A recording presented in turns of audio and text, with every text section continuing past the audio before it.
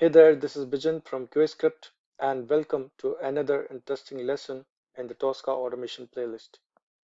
Now in this particular session, I'm going to show you how you can execute your test cases multiple times from the execution list.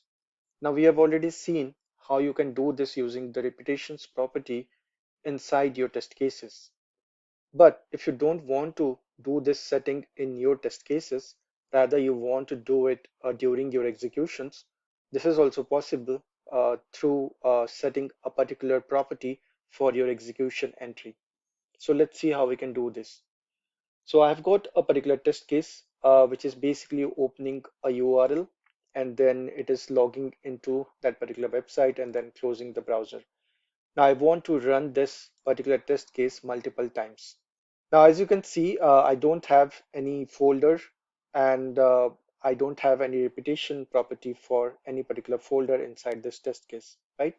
So that particular configuration is not done here. So it will not run multiple times.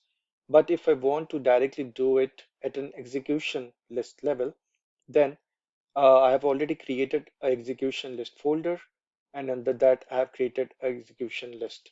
Now, if I drag this test case into this execution list, that becomes a execution entry, right?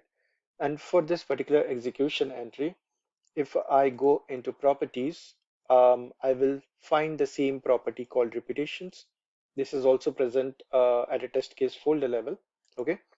But here I can then set the number of repetitions I want to do for this particular execution entry, okay? So now, if I want to run this multiple times, I can do this using the repetitions property at an execution entry level rather than at a test case level. Okay.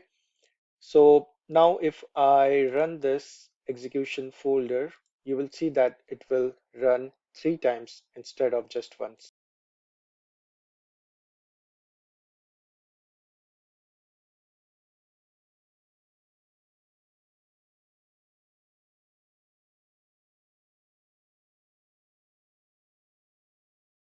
Now, if I expand this execution entry, you will see that it has done 3 executions. Okay. And obviously you can always configure the values and use different values for these 3 different executions which you want to do. So repetition at execution entry level is also possible, apart from what we have already seen earlier, where you can repeat your test case folders multiple times. That's all for this particular video. If you have any questions, then please leave it in the comments. If you like this video, then please subscribe to our channel. Thanks for watching, and I will see you in the next video.